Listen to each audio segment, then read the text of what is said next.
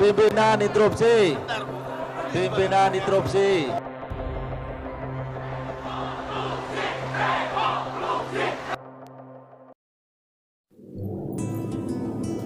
Demokrasi sendiri adalah sistem pemerintahan yang mengizinkan dan memberikan hak, kebebasan kepada warga negaranya untuk berpendapat serta ikut dalam pengambilan keputusan di pemerintahan.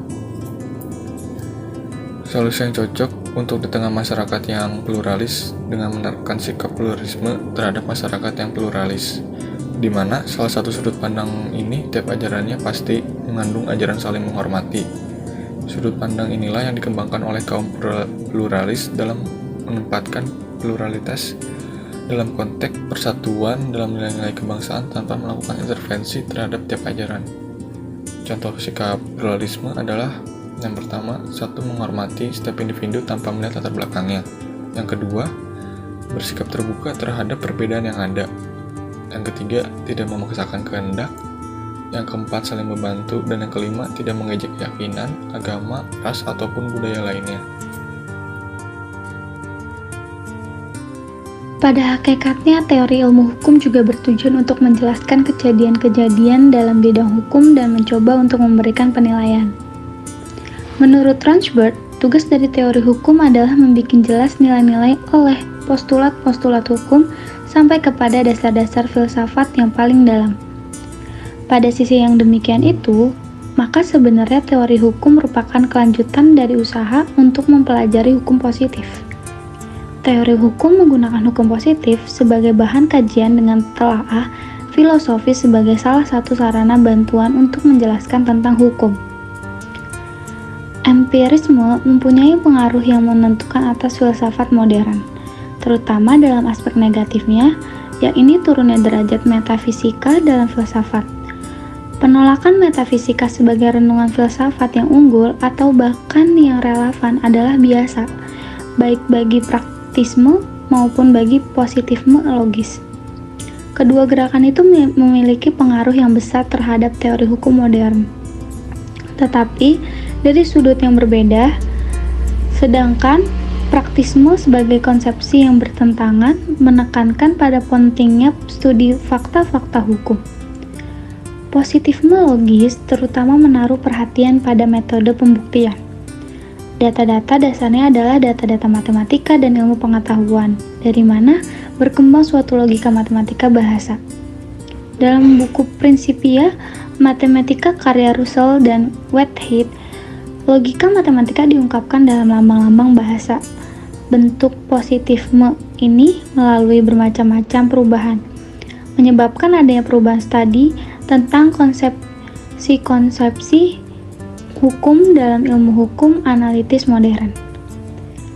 Positifisme hukum memiliki beberapa prinsip, yaitu yang pertama, suatu tata hukum negara berlaku bukan karena mempunyai dasar dalam kehidupan sosial, bukan juga karena bersumber pada jiwa bangsa, dan juga bukan karena dasar-dasar hukum alam, melainkan karena mendapatkan bentuk positifnya dari suatu instansi yang berwenang. 2. Hukum harus dipandang semata-mata dalam bentuk formal. Bentuk hukum formal dipisahkan dari hukum material. Ketiga, isi hukum materi diakui ada, tetapi bukan bahan ilmu hukum karena dapat merusak kebenaran ilmiah ilmu hukum. Positifisme hukum mendapatkan penekanan fundamental pada dua tokoh, yaitu John Austin dan Hans Kelsen. Menurut Austin, hukum merupakan perintah dari penguasa. Hukum dipandang sebagai perintah dari orang yang memegang kekuasaan tertinggi atau kedaulatan. Hukum merupakan perintah yang dibebankan kepada makhluk yang berpikir. Perintah itu diberikan oleh makhluk yang berpikir yang memegang kekuasaan. Hukum juga merupakan logika yang bersifat tertutup dan tetap. Masih menurut Austin, hukum positif harus memenuhi beberapa unsur, yaitu unsur perintah, sanksi, kewajiban, dan kedaulatan. Di luar itu semua bukanlah hukum, melainkan moral positif atau positif morality. Salah tafsir yang kerap terjadi dalam penerapan UU ITE dapat mencederai penegakan hukum sehingga menurunkan indeks demokrasi di Indonesia. Penyalahgunaan UU ITE bisa disebabkan oleh beberapa alasan. Salah satunya karena pengaturannya yang terlalu luas dan tidak terdefinisikan baik. Lalu kemudian UU ITE juga tidak dengan jelas membedakan antara menghina dan mencemarkan nama baik. Keberadaan UU ITE yang rancu membuat UU ini rentan disalahgunakan. Rumusan yang longgar tersebut juga mudah disalahgunakan oleh penegak hukum dalam pembuktian, serta menyebabkan turunnya indeks kebebasan masyarakat untuk berekspresi dalam demokrasi. Demokrasi Pancasila adalah demokrasi pertengahan antara demokrasi liberal dan demokrasi sosialis. Pancasila artinya demokrasi yang berdasarkan atas nilai-nilai Pancasila. Liberal artinya demokrasi yang mengutamakan kebebasan individu dalam segala aspek kehidupan.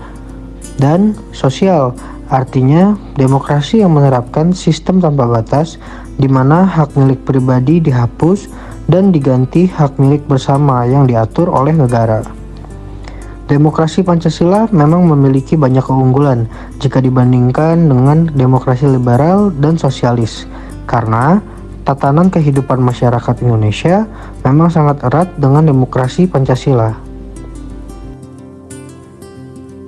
Welfare state adalah sistem ekonomi negara di mana pelayanan yang berkaitan dengan kesejahteraan warga negara disediakan dan dijamin oleh pemerintah. Konsepsi welfare state pada demokrasi Pancasila tentunya menjadi dasar dari berjalannya demokrasi Pancasila itu sendiri. Pasalnya, demokrasi Pancasila selalu menjunjung tinggi hak serta menjamin keberlangsungan hidup para warga negaranya melalui berbagai regulasi yang diatur serta pelaksanaan dan penerapannya. Contohnya adanya jaminan hari tua. Jaminan tersebut diberikan pemerintah agar penduduk usia tua memiliki simpanan harta atau simpanan kekayaan agar ketergantungan antar usia produktif dan lansia dapat berkurang, serta menjamin kehidupan para lansia atau para usia yang sudah kurang produktif.